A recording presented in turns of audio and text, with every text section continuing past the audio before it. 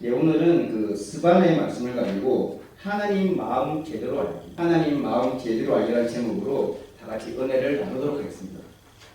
저는 딸이 두 명이 있습니다. 딸이 두 명이 있는데 큰애가 지금 LA교에서 대학을 다니고 있어가지고 지금 방이라서 집에 올라와 있는데 어느 날 갑자기 저한테 이런 질문을 하더라고요.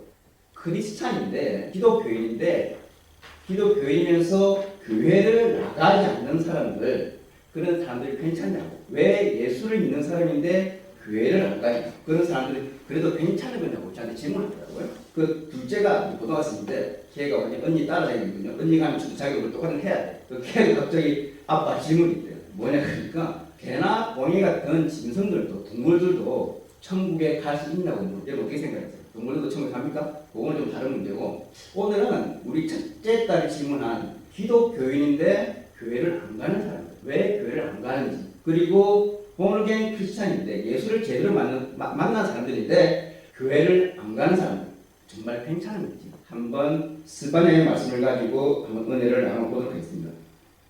한국에 가시면요, 요즘 가나안 교인이라는 게 있습니다. 가나안 교회 혹은 가나안 교인이라고 있는데, 이게 우리가 생각하는 가나안 그 지역을 말하는 게 아니고, 가나안을 거꾸로 읽어보세요. 가나안을 뒤집어 읽으면은 안 나가게 됩니다. 안 나가. 다른 말로 하면은 교회를 안 나간다는 소리입니다. 교회를 안 나가는 사람들이 모인 그룹, 자기들끼리 모이기도 하고 어떤 사람 모이기도 하는데, 그렇게 교회가 싫어서 예수를 믿는 사람인데도 불구하고 교회가 싫어서 교회를 안 나가는 사람들이 모인, 그걸 가나안 교회라고 합니다. 오랜 층이 있는데요. 그게 신앙 사상 중에 무교회주의라는 거예요. 무교회주의. 이 가나안 교회가 이 무교회주의랑 관련이 있는지는 잘 모르겠는데, 무교회주의라는 사상은 일본의 신학자인 우시무라 간조라는 사람이 만들었어요. 일제시대 그때 사람인데, 그 사람이 이런 사상을 만들고 그 사람 밑에서 배웠던, 이름 들어보실 거예요. 김주식 목사, 함스큰, 이분들이 그분의 제자입니다. 이분들이 한국으로 와가지고 이 무교회 사상을 많이 전달하게 됩니다. 이거와 관련해가지고 한국의 목회 데이터 연구소라는 곳에서 설문조사를 해봤어요. 왜 이런 무교회주의자들, 무교회 교인들이 있는지에 대한 설문조사를 해봤는데, 설문에 문항 이런 것들이 있습니다. 첫째, 당신은 스스로 기독교인이라고 생각하십니까? 라는 질문을 해봤고요. 그 다음에 당신은 현재 구원에 대한 확신이 있습니까? 이거 다 기독교인들한테 물어본 거예요. 이게 교회 안 다니는 사람 말고. 그리고 또 기독교의 신앙의 목적을 무엇이라고 생각하십니까? 질문을 어렵죠. 교회에서 예배 이외에 다른 활동을 참여하고 계십니까? 그 다음에 예배 시간을 제외하고 성경을 얼마나 읽으십니까? 마지막 질문이, 그럼 예배 시간을 제외하고 개인적으로 얼마나 기도의 시간을 가지고 있습니까? 이런 질문들을 했습니다. 첫 번째 질문이 스스로 기독교인이라고 생각하십니까? 두 번째가 구원에 대한 확신, 이걸 다 종합해가지고 결론을 냈는데, 이게 사실 미국에서 먼저 한 거예요. 우리는 미국을 번역해가지고 된 건데, 이러한 생각까지 있습니다. 그러니까 그걸 갖다 이제 이 사람들은 명목상 교인이라는 걸 붙였어요. 명목상 교인. 노미널 크리스찬. 그래서 명목상이라는 사람이 어떤 사람의 기준을 이 사람들이 만들어 왔는데, 명목상 교인이라 하면은 교회에 다니지 않는 그리스도인, 첫 번째. 두 번째는 신앙생활을 하지 않는 그리스도인. 잘 모르겠죠. 회심이나 중생하지 않는 그리스도인. 그리고 헌신이 없는 그리스도인들. 요 네 가지에 속하는 사람들을 명목상 교인, 노미널 크리스천. 그냥 이거 쉽게 우리말로 풀이하면은 짝퉁 교인이에요. 짝퉁 교인. 좀 더 심하게 표현하면 나날이 교인입니다. 껍데기만 교인이 사는 노미널 크리스천. 명목상 교인을 알아내기 위한 설문조사였거든요. 여러분은 명목상 교인이 과연 얼마나 될 거라고 생각하십니까?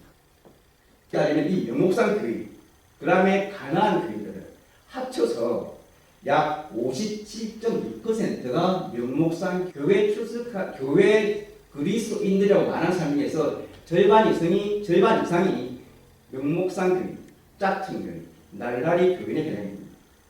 재밌는 게 뭐냐면은 나이가 어릴수록 여자보다는 남자가, 결혼하신 분보다는 결혼 안 하신 분들이 이렇게 명목상 교인들이 더 많았고요. 한 가지 재밌는 게 뭐냐면 교인 수가 100명에서 500명 정도의 사이즈, 그죠? 우리 이 베이직에서 좀 교인이 모인다 하는 교회가 본드 사이즈잖아요. 이 주변에 100명에서 500명. 요 사이의 교인들 중에서는 약 명목상 교인이라고 합니다. 껍데기만 교인들이에요. 그리고 500명에서 2,000명까지 좀 큰 사이즈죠. 여기 100명에서 2,000명 정도 보이는 사이즈가 괜찮은 교회들의 성도의 절반 정도가 명목상 교인, 짝퉁 교인, 날라리 교인이라는 거예요. 저는 굉장히 많은 수치라고 생각이 듭니다. 사실은 제 생각은 이거보다 더 많을 줄 알았어요. 명목상 교인. 그래서 거의 절반이, 교인 한 절반 정도가 명목상 교인, 짝퉁 교인이라는 그런 설문조사가 있습니다.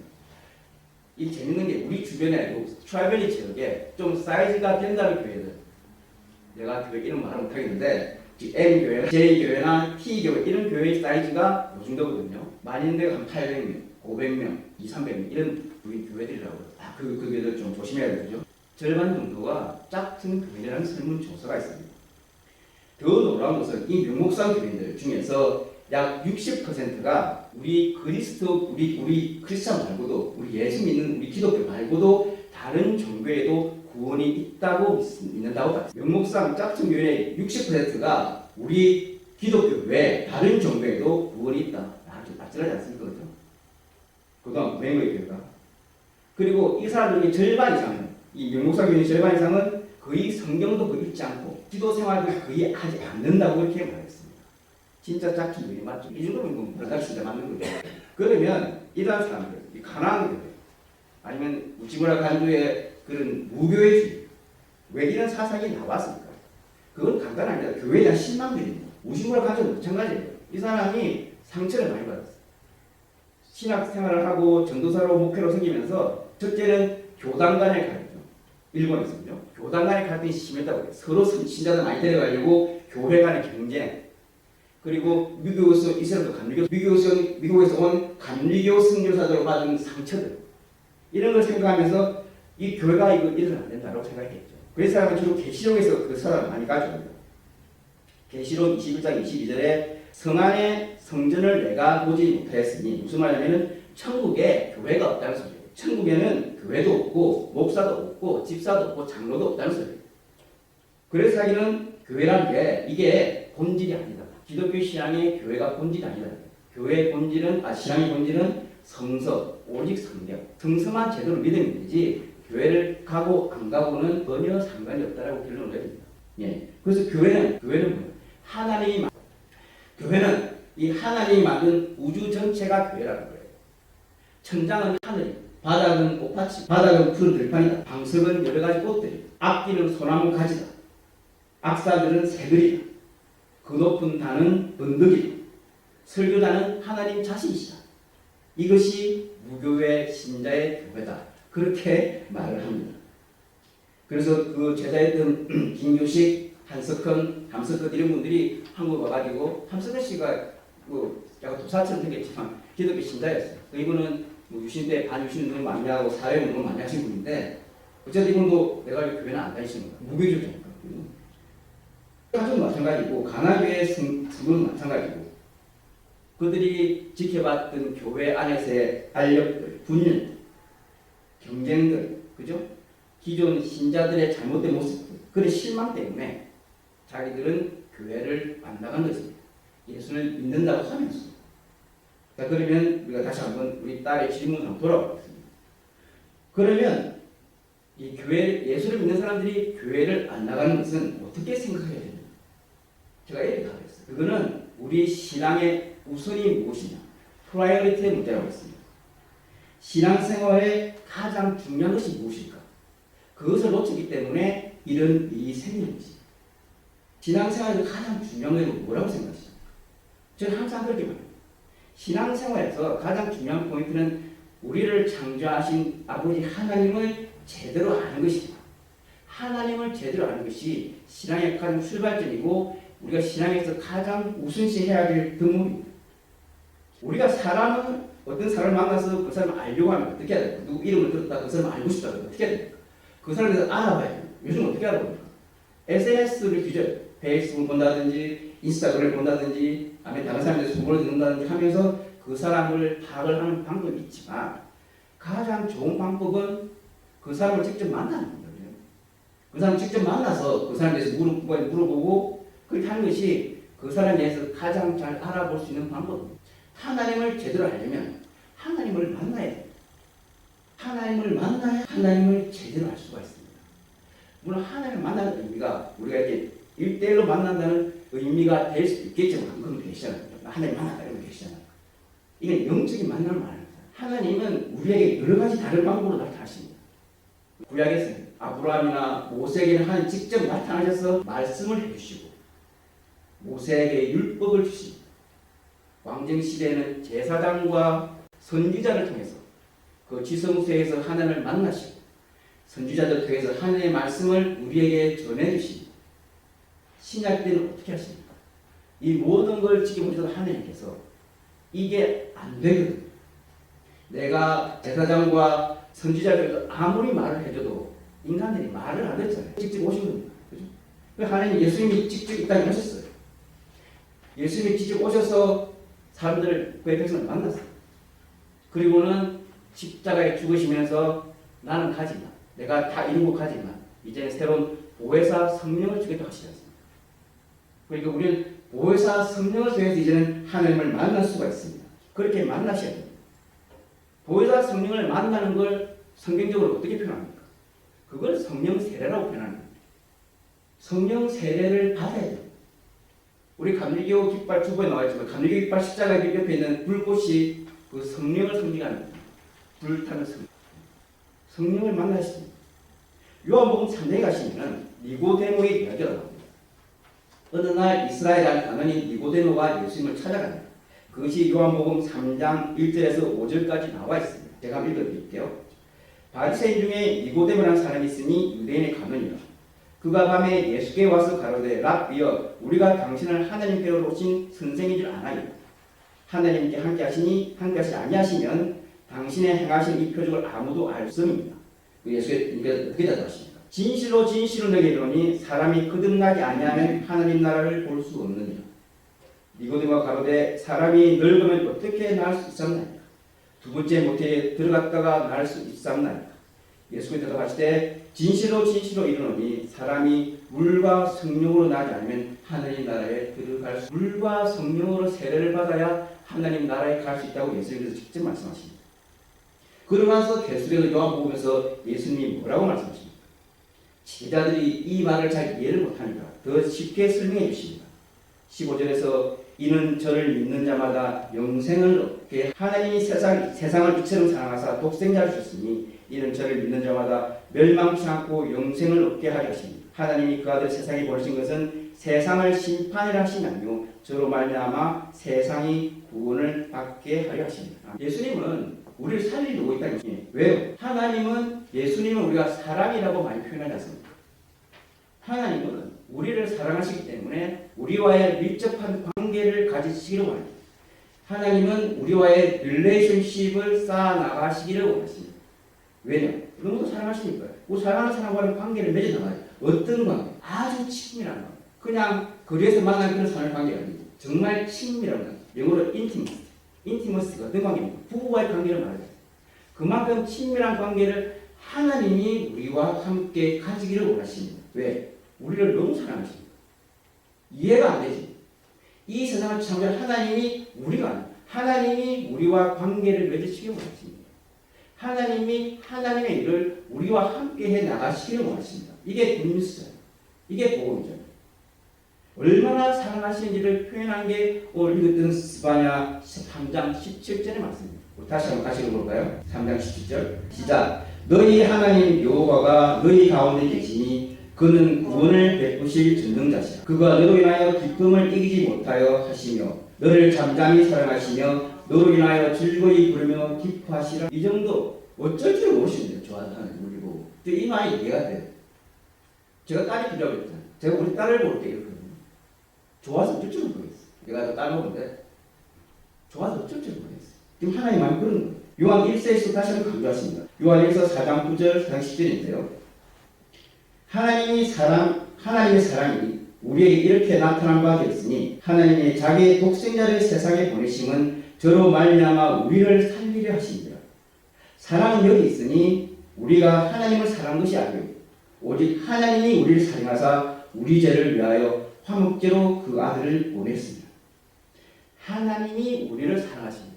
하나님이 우리와의 좋은 관계, 아주 친밀한 관계를 갖기 원하십니다. 우리도 그렇게 해야 되지 않겠습니까? 하나님은 전지전능하시고 무소부지하시고 무소부리하십니다. 하나님은 지금까지 우리와 함께 하신 에베네셀 하나님이시고 지금도 함께 하시는 엠마누엘 하나님이시고 우리에게 가장 좋은 것을 예비해 주신 여호와 이레 하나님이십니다. 우리의 머리카락 숱까지 헤아리시는 하나님이십니다. 그만큼 위대하신 분이고 그만큼 우리를 사랑하시는 분입니다. 그런데 그렇게 사랑하시는 분이 우리에게 원하는 것은 딱 한 가지밖에 없습니다. 내가 이 세상에 온 이유, 내가 이 세상에 온 이유는 너희들이 해결하지 못한 죄의 문제. 구약에서는 죄의 문제를 해결하기 위해서 하나님이 율법을 줬습니다. 이런 것을 해야 되고 이런 것을 하지 말라. 그러면 네가 구원을 받으리라. 근데 그게 약 구약을 3,000년 준 거잖아요. 그 3,000년 역사 동안에 그게 안 된 것이에요. 그죠? 하나님이 그렇게 율법을 주고 지켜야 되는데 인간들이 그 말 안 들어요. 안 들었잖아요. 그래서 예수님이 하나님 직접 이 땅에 오신 거예요. 내가 이 땅에 와서 죄의 문제, 율법의 문제는 내가 십자가에서 피를 흘림으로 다 해결하고 돌아갈 테니까 내가 십자가에서 죽고 피를 흘리고 부활할 테니까 그리고 성령을 보내줄 테니까 네가 할 건 없다는 거예요. 내가 다 했으니까. 그죠? 내가 다 했으니까 너는 요 사실, 내가 지금 말한 이 사실을 믿기만 하라는 거예요. 요걸 믿으면 되는 거예요. 너무 쉬워요. 예수님 오신 이유는 구원의 길을 우리에게 너무 쉽게 만들어 놓았습니다. 구약의 수많은 율법을 우리가 굳이 지킬 필요가 없어요. 이 문제를 다 해결했다는 예수님의 말씀을 믿기만 하라는 거예요. 로마서에서 강조하게 보지 않습니까? 로마서 1장 17절 다 같이 한번 읽어볼게요. 시작. 복음에는 하나님의 이가 나타나서 믿음으로 믿음에 이르게 하나니 기록된 바 오직 이는 믿음으로 말미암아 살리라. 너무 유명한 말이잖아. 믿으라는 거예요. 믿으라는 거예요. 어떻게 믿어요? 알아야지. 모르고 어떻게 믿어요? 그죠? 아까 말씀드린 대로 하나님을 제대로 알아야죠. 하나님을 제대로 알기 위해서 성령을 보내주고 그 성령을 만나는 것이 바로 성령 세례를 받는 거예요. 성령 세례를 받으라는 거예요. 아레이 토레이라는 목사님 계십니다. 아레이 토레이 목사님 누구나 아는, 여러분 한국에 가시면은 강원도 태백시에 그 대천덕 신부님이 세우신 예수원이라는 곳이 있습니다. 성공회 교회 목사님이신데요. 이 대천덕 신부님의 이름이 아레이 토레이 3세입니다. 그러니까 아레이 토레이 목사님은 대천덕 신부의 고조 할아버지가 되십니다. 이분은 우리가 다 아시는 무디 목사님과 같은 시대에 목회를 하신 분인데 이분이 이제 성령적으로 아주 뛰어나신 아주 전문가세요. 이분이 지금 성령 관측들이 참 많습니다. 몇 년 전에 두라노에서 주장인가요? 그래서 이분이 쓰신 책 성령 세례를 받는 법 이런 책을 추적하는 게 있었는데 지금은 단종되어서 계속 안 나오더라고요. 이분이 그 책에서 이 가문은 토레이 목사님 가문은 한국 아주 밀집한 관련이 있습니다. 아레이 토레이 1세 목사님은 한국에 오시지 않았는데 중국에서 성결하셨어요. 그 아들 아레이 토레이 2세가 일제시대 말 6.25 전쟁 기간에 한국 와서 사역을 하십니다. 이분은 다리가 하나 없나? 그 다리를 의족을 달고 다니셨는데 몸을 보면 보인다고 한국에 오니까 팔 없고 다리 있는 사람이 너무 많은 거예요. 그래서 이분은 한국의 의족, 의술을 처음으로 공급하신 그런 분이십니다. 그리고 병원사에 가신 거예요. 그리고 이분의 아들 되는 대천의 신부님은 중국에서 태어났습니다. 이분 중국에 살다가 태어난 거예요. 중국에 태어났다가 아버지와 함께 한국으로 왔다가 다시 미국으로 돌아갔다가 60년대 초반에 한국으로 와서 예수원을 세우시게 됩니다. 그런데 이 책에서 성령 세례를 받는 7가지 단계 설명해 주시는데 그건 제가 읽으면 드릴게요. 이거 설명하려면 너무 길고요. 첫째, 예수 그리스도를 주와 구주로 받아들여라. 두 번째, 죄를 버려라. 세 번째, 죄를 버리고 예수 그리스도를 영접했음을 공개적으로 고백하라. 세례를 말하는 거죠. 세례. 그 다음에 순종하라. 그 다음에 성령 세례를 간절히 원하라. 이게 중요한 것 같아요. 원해야 돼요. 성령 세례받기. 근데 한국에서는 아주 보수적인 교단에서는 막 성령을 좀 이렇게 좀 안 좋게 생각하시는 분 많아요. 방언도 하면 안 되고 치유사역도 안 되고 이런 분 많잖아요. 그런데 성령 세례를 받기를 간절히 원하셔야 돼요. 그리고 이것을 위해서 구체적으로 기도를 하셔야 돼요. 주님 성령 세례를 받게 주십시오. 기도를 하셔야 돼요. 그리고 마지막으로 내가 성령 세례를 받을 수 있다는 것을 믿으셔야 돼요. 기도도 마찬가지고요. 우리 이상한 믿음이 있어요. 그죠? 기도 실컷 내놓고 이 기도를 이루어지지 않으리라는 이상한 믿음이 있습니다. 아니, 기도를 하셨으면은 이게 이루어진다는 믿음을 가지셔야 됩니다. 성령체도 마찬가지예요. 원하시면은 내가 성령체를 받을 수 있다고 믿으셔야 됩니다. 그렇게 되면은 진정으로 성령체를 받아서 하나님을 만나시고 하나님을 알게 되시면 그런 born-again 크리스천에게 나타나는 몇 가지 증상들이 있습니다. 내가 진짜 born-again 크리스천인지 아닌지 알 수 있는 몇 가지 잣대가 있어요. 그걸 제가 좀 읽어 해봤는데, 첫째, 자유함을 가지십니다. 성령세를 받으시고 하나님을 만나시고 하나님을 제대로 알게 되시면, 하나님을 제대로 알게 되는 것은 물론 성령세를 받으셔야 되지만은 두 가지를 꼭 하셔야 됩니다. 성경을 읽으셔야 되고요. 그 다음에 기도를 하셔야 됩니다. 이 두 가지를 꼭 하셔야 됩니다. 아까 그 명목상 교인들은 이걸 안 한다고 했잖아요. 우리는 해야죠. 하나님을 알 수 있는 가장 좋은 방법은 하나님의 말씀이 성경을 묵상하시는 것입니다. 이거는 매일 하셔야 돼요. 그리고 기도를 매일 하셔야 됩니다. 시간을 정해놓고. 그리고 이 두 가지, 기도와 말씀이 같이 있는 이 예배를 시간을 사모하셔야 됩니다. 예배는 기도와 말씀이 같이 있는 곳이잖아요. 그 예배를 사모하셔야 돼요. 예배에서 하나님을 만나시는 분들이 많습니다. 예배의 찬양 가운데, 기도 가운데, 말씀 가운데. 자유함을 주십니다. 요한복음 8장 32절. 진리를 알지니 진리가 너희를 자유케 한다. 이 진리가 바로 예수님이잖아요. 예수님. 예수를 알지니 예수가 너희를 자유케 하리라. 이렇게 비우시면 됩니다. 두 번째, 담대함을 주십니다. 담대함이 생각나는 게 다윗이잖아요. 하나님 마음에 합당한 사람은 다윗. 하나님을 너무나 잘 알고 하나님과 너무나 긴밀한 관계를 가지고 있기 때문에 골리앗과 싸울 때 담대하게 나올 수 있을 것입니다. 사무엘상 17장 45절. 다윗이 블레셋 사람에게 이르되 너는 칼과 창과 단창으로 내게 오니와 나는 만군의 여호와 이름 곧 내게 모욕하는 이스라엘 군대의 하나님의 이름으로 내게 가노라. 오늘 여호와께서 너를 내 손에 붙이시더니 내가 너를 쳐서 머리를 베고 블레셋 군대의 시체로 오늘날 공중에 세워 땅의 결짐승에게 주어 온 땅으로 이스라엘의 하나님이 계신 줄 알게 하였고 또 여호와의 구원하심이 칼과 창에 있지 아니함을 이 우리로 알게 하리라. 전쟁은 여호와께서 한 것인즉 그가 너희를 우리 손에 붙이시지 않으니. 너무도 단절했습니다. 지금 아마존 프라임 비디오 보시면은 지금 이 다윗의 이야기가 그 시리즈로 나오고 있는데 그 영화 보시면 진짜 골리앗이 엄청 크더라고요. 세 번째, 겸손해지십니다. 예수를 제대로 알면 교만치 않고 겸손해지십니다.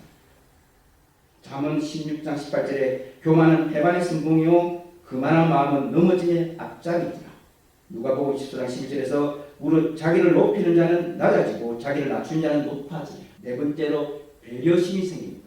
상대방을 배려할 줄 알게 됩니다. 이게 기독교인들이 제일 못하는 게 하나잖아요.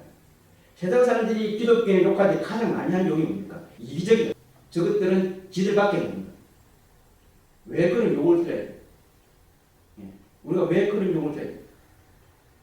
그럼 다른 설문조사에서는 종교 중에서 가장 친근감이 드는 종교가 뭐냐는 대답에 가장 많은 종교가 캐톨릭이다. 천주교. 오늘 우리가 불교보다는 조금 앞서죠. 우리가 1등이 돼야 돼요. 상대방을 배려할 줄 알아야 됩니다. 상대방을 섬길 줄 알아야 됩니다.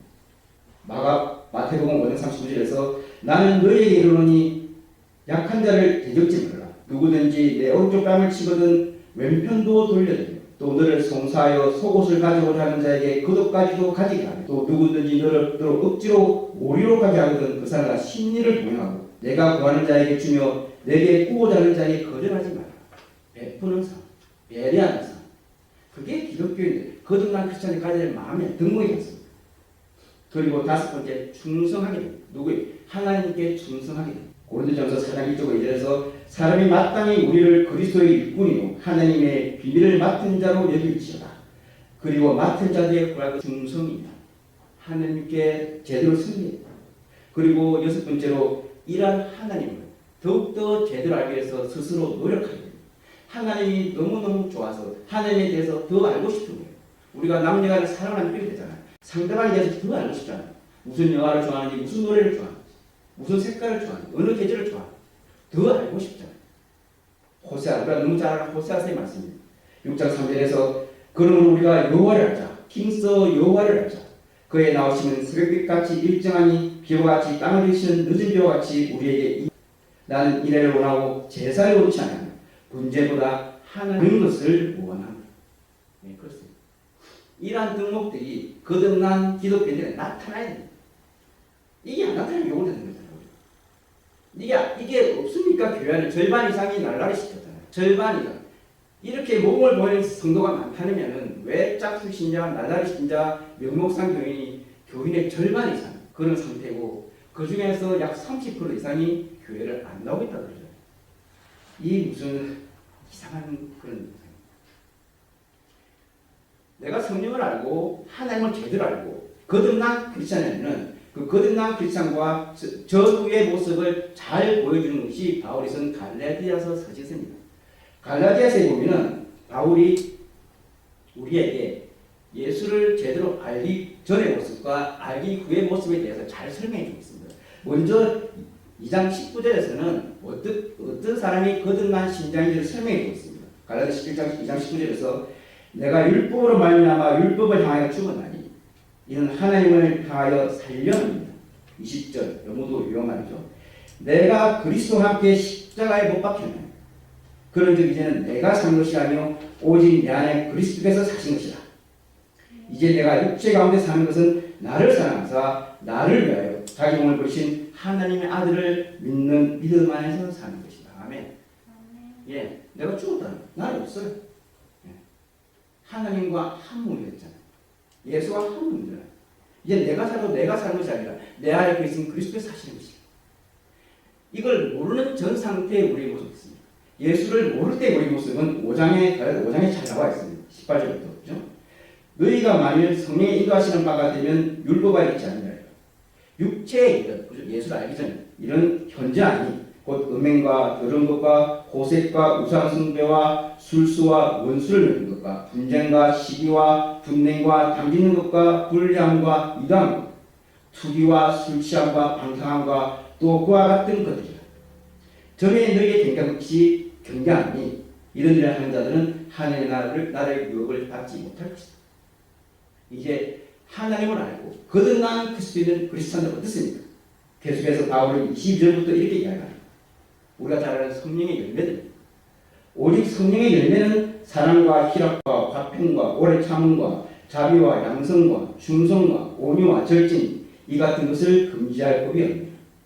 그리스도 예수의 사람들은 육체와 함께 정과 육신을 십자가에 못 박았는데 만일 우리가 성령으로 살면 또한 성령으로 행하지니 헛된 영광을 구하여 서로 격동하고 서로 투기하지 말지. 이런 말씀을 보면 무시무라 간주가 이해가 돼요. 왜 교회라 그 무교회를 하게 되는데요. 네. 교회 사람들이 보기 싫은 거죠. 이렇지는 못하니까. 네. 많은 교회들이, 그죠? 많은 크리스천들이 여전히 구약에 살고 있습니다. 여전히 율법에 응해 살고 있습니다. 하나님의 사랑을 제대로 알지 못하는 것입니다. 여전히 하나님을 심판자로 우리를 심판하는 두려움의 존재로 생각하시는 분이 많습니다. 그죠? 이게 좀 극단적인 이해가 될 수 있는 예수를 잘 믿는 사람들이 이런 것도 있잖아요. 주의 성수는 목숨을 아까 주의 성수는 주의 예배는 목숨을 지켜야 돼. 빼앗으면 안 돼. 내가 주의 예배 안 나가면 하나님 나를 어떻게든 나를 벌하실 거야. LA 어떤 교회, 오래전 이야기입니다. LA 어떤 교회 아주 신실한 장로님이에요. 이분이 사업을 크게 하셔가지고 중국에 출장을 자주 하시는데 그 중국에 출장하시면은 뭐 한 달, 두 달 이렇게 하시잖아요. 그런데도 불구하고 중국에 계심에도 불구하고 주일만 되면은 비행기를 타고 LA에 있는 교회 예배에 참여하신대요. LA 예배에 참여하시고 그 다음 또 다시 중국으로 가시고 존경하는 장로님, 그죠? 아니잖아요. 성경 하나만 읽고 마치겠습니다. 로마서 8장입니다. 로마서 8장 1절 2절이 어쩌면 우리 모두에게 주시는 오늘 하나님의 말씀 같습니다. 로마서 8장 2절 다 같이 읽겠습니다. 시작. 그러므로 이제 그리스도 예수 안에 있는 자에게는 결코 정참이 없나니 이는 그리스도 예수 안에 있는 생명의 성령의 법이 죄와 사망에서 너를 해방하였습니다. 아멘. 이 말씀을 묵상하시면서 이번에 살아가실 때 하나님의 소망, 그죠? 부모님의 크리스찬으로서 제가 말씀드린 이 덕목들이 우리 삶 속에 제대로 나타날 수 있도록 그런 거룩한 성도 되시기를